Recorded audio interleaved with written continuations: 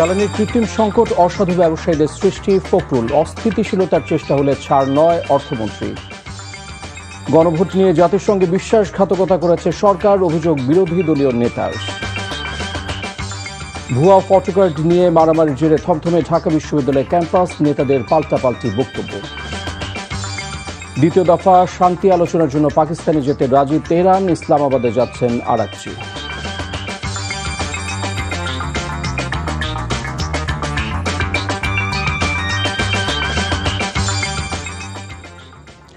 আসসালামু আলাইকুম, মোহাম্মদ ইফতেখার স্বাগত জানাচ্ছি এনটিভির মধ্যরাতের খবরে। ক্রাউন সিমেন্ট শিরোনাম দেখছিলেন, এবার চলে যাব পুরো খবরে।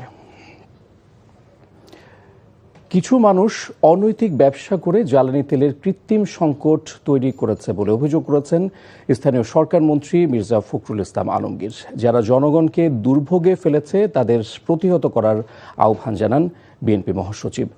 অন্যদিকে অর্থ ও পরিকল্পনা মন্ত্রী আমির খসরু মাহমুদ চৌধুরী হুঁশিয়ারি দিয়ে বলেছেন, দেশকে অস্থিতিশীল করার চেষ্টা করলে কাউকে ছাড় দেয়া হবে না। হাসান মাহমুদের রিপোর্ট। ঠাকুরগাঁও পৌর মিলনায়তনে ঘূর্ণিঝড় ও বন্যায় ক্ষতিগ্রস্ত পরিবারের পুনর্বাসন এবং সামাজিক ও ধর্মীয় প্রতিষ্ঠানের উন্নয়নে চেক ও বরাদ্দপত্র বিতরণ অনুষ্ঠানে বিএনপি মহাসচিব বলেন, সরবরাহের কারণে দেশে জ্বালানি তেলের সমস্যার সৃষ্টি হয়নি, এটি কৃত্রিমভাবে তৈরি করা। এই সমস্যাটা তেল কমের জন্য নয়, সরবরাহ কমার জন্য নয়, এই সমস্যাটা কিছুটা হচ্ছে তৈরি করা। দুঃখজনক ভাবে কিছু মানুষ এখানে একটা অনৈতিক ব্যবসা শুরু করেছে, যে ব্যবসাটা আমাদের জন্য, দেশের জন্য, জাতির জন্য ক্ষতিকর হয়ে যাবে।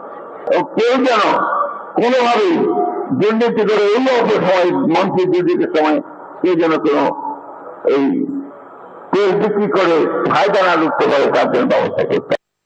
চট্টগ্রাম বিশ্ববিদ্যালয়ে এক অনুষ্ঠান শেষে সাংবাদিকদের প্রশ্নের জবাবে অর্থ ও পরিকল্পনা মন্ত্রী বলেন, সরকার শান্তিপূর্ণভাবে দেশকে এগিয়ে নিতে চায়, কিন্তু কেউ অস্থিতিশীলতা তৈরি করে অগ্রযাত্রাকে বাধাগ্রস্ত করলে কোনো ছাড় দেয়া হবে না। তবে সমস্যা নেই কথাটা বলার কোনো সুযোগ তো নয়, সমস্যা তো দেশের বাইরে। এই বাইরের সমস্যাকে আমাদেরকে ম্যানেজ করতে হচ্ছে।